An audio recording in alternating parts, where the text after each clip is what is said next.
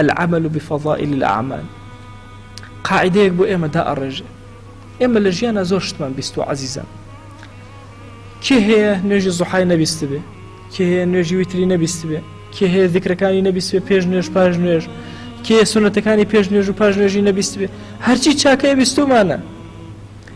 أفرمي إمام قاعدة يبو إما دا الرجل إمام النبي أفرمي بزانا اعلم أنه ينبغي لمن بلغه شيء من فضائل الأعمال أن يعمل به هر کەسێک لە ئێمە واجبە لەسەری بۆ یەک جاریش بێ هەر کردەوەیەکی گوێ لێ بوو کردەوەی باش بۆ یەک جاریش بێ جێبەجێ کردبێ ناوێ بە کولی تەرکی کردبێ وەلەو مەڕەتەن واحیدە با یەک جاریش بێ لە عومرە ئەبێ کردبێتی بۆ ئەوی بێتە ئەهلی ئەو خەیرە بۆ ئەوی بە ئەهلی ضحا باز بکرێ بە ئەهلی شەو نوێژ باز کرێ وەلەو یەک جاریش بێ لە عومرە هەسە شەو نوێژ جێبەجێکە با یەک جاریش بێ أفرمي بهي الشوازة بوينيا بكلي هرچيشتا مطلقة بمطلقي هرچي أعمالي صالحة يان هرچي أو كردوه تركيبك إلا جاب جاي كردبه يك جاريش بي سواكت كردبه هر سنة بيست جاريكيش بي لعمر تا جاب جات كردبه بوي أهلي أو فضل أهلي أو قوريبي چنك بيت كرا چنك توانيت كألين يك جاريش بي وحدي أقل چنك توانيت لأهلي أو فضل لأهلي أو قوريبي پیغمبر جان صلى الله عليه وسلم لفرمایشتێکە کە متفق عليه وصحيحة بخاري مسلم روايتي عن كردوه أفرمي إذا أمرتكم بشيء أجر فرمانم بيكردن بشتيك فأتوا منه ما استطعتم چنك توانيتان أو كردوه جيبجيك چنك توانيتان فأتوا منه ما استطعتم چنك توانيتان جيبجيك واتأهر فرمایشتێکی پیغمبری خوا صلی الله عليه وآله وسلم لفضائل أعمال برگوکوت ولو جارێکیش بێ جێبەجێیک چەندێک توانیت جێبەجێیکە 50 جار 100 جار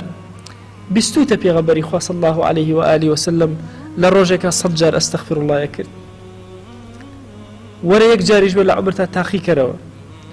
وەرە چەندێک توانیت تاقی کەرەوە چەند ڕۆژ توانیت چەند عومر توانیت لەگەڵ ئەو فەرمایشتەی پێغەمبەری خوا صلی الله عليه وسلم بژی بیستوتە پێغەمبەری خوا صلی الله عليه وآله وسلم کاتێکەوە چۆتە ڕکوع اختلاف لە بینی زانایانە دروست بوو ئایا ئەژنۆی یەکەم جار داناوەیە دەستی هەندێک لە عولەما فەرموویان یەکەم جار ئەژنۆی هەندێک فەرموویانە دەستی